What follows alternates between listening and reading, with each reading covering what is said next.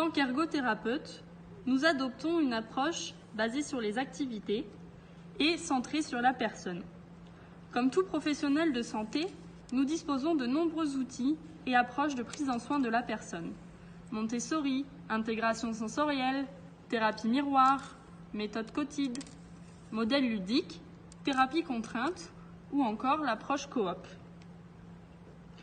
Dans cette capsule vidéo, nous allons vous présenter la méthode coop, en développer les tenants et aboutissants et l'illustrer à l'aide d'un exemple. De manière générale, les interventions cliniques peuvent être divisées en deux sous-parties, les approches bottom-up et les approches top-down. La première, aussi appelée approche ascendante et qui est la plus répandue, va plutôt cibler les habiletés de la personne, avec comme objectif d'améliorer la performance de celle-ci dans ses occupations. L'approche dite top-down ou descendante privilégie quant à elle une intervention reposant sur l'activité, avec pour but l'acquisition d'habiletés et donc une autonomie fonctionnelle maximale. Autrement dit, dans ce cas, l'acquisition des habiletés est la conséquence des interactions de la personne avec la tâche et son environnement. C'est cette approche qui sous-tend la méthode coop. D'une manière générale, la méthode coop inscrit la personne dans un processus de résolution de problèmes qui l'amène à découvrir et appliquer des stratégies cognitives afin de réaliser ses activités de vie quotidienne. Bien qu'elle soit désormais utilisée avec les adultes et personnes âgées, elle reste majoritairement utilisée auprès des enfants.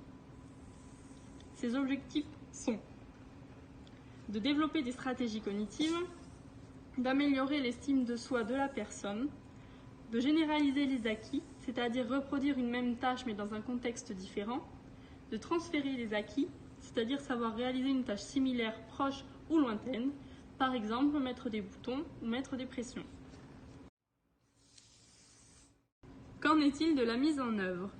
En termes de temporalité, une prise en charge utilisant la méthode coop correspond à 2 séances de 50 minutes par semaine pendant 10 semaines. En termes de chronologie, la méthode respecte un déroulé précis. Dans un premier temps, il faut établir les buts en coopération avec la personne, en fonction de ses besoins et de ses envies. Il est important, afin d'éviter la mise en échec définitive, d'établir des objectifs SMART, c'est-à-dire spécifiques, mesurables, atteignables, réalistes et temporellement définis. Ensuite, on établit le rendement initial, c'est-à-dire que l'on fait un état des lieux de la situation de départ. Quel est le niveau de connaissance de la tâche ? Quelle est la compétence en matière d'exécution ? Réaliser une analyse dynamique de la performance afin de mettre en avant les points d'échec. La partie principale de la prise en charge, qui est plus pratique et que nous détaillerons plus tard à l'aide d'un exemple, se divise elle-même en 4 sous-parties. Tout d'abord, le but. Qu'est-ce que je veux faire ? Ensuite, le plan. Comment vais-je faire ? En troisième, je fais, c'est-à-dire que j'exécute le plan. Et pour terminer, je vérifie, c'est-à-dire est-ce que mon plan a fonctionné. Si le but n'est pas atteint, le thérapeute guide la personne afin de découvrir des stratégies adaptées pour y parvenir. Le thérapeute ne doit pas donner les réponses. Il est primordial de garder une posture de guide et de coach. Lorsque la stratégie optimale est acquise, le processus d'ancrage est nécessaire pour la garder en mémoire et ainsi permettre les processus de généralisation et de transfert. Afin d'illustrer au mieux la méthode, nous allons prendre l'exemple de Martin. Martin est un petit garçon énergique de 6 ans présentant une dyspraxie. Pour rappel, la dyspraxie est une altération de la capacité à exécuter de manière automatique des mouvements déterminés, en l'absence de toute paralysie ou parésie des muscles impliqués dans le mouvement. Martin est donc gêné dans certains actes de la vie quotidienne car il n'arrive pas à faire à la même allure que les autres. Après une prescription du pédiatre, nous rencontrons Martin. Lors de la première séance, nous avons établi les objectifs de la prise en charge. L'une de ses volontés est de savoir ouvrir une bouteille d'eau sans la renverser. Nous allons donc réaliser une première boucle, but, plan, fait, vérifie.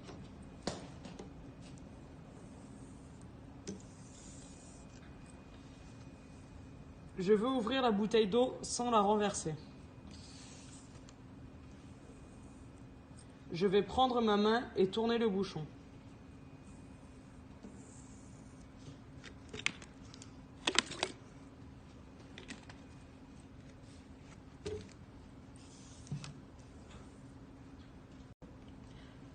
Qu'est-ce que tu pourrais faire pour ne plus renverser de l'eau partout? Qu'est-ce qui te pose problème dans l'ouverture de la bouteille? Mes mains, Comment est-ce que tu pourrais les utiliser pour qu'elles t'aident un peu plus? je sais pas. Est-ce que tu peux utiliser autre chose sinon pour t'aider? Mes jambes, Par exemple. Et comment tu ferais cela? Nous allons donc réaliser une deuxième boucle but plein fait vérifie. je veux ouvrir la bouteille d'eau sans la renverser. Je vais bloquer la bouteille avec mes jambes pour m'aider et tourner le bouchon.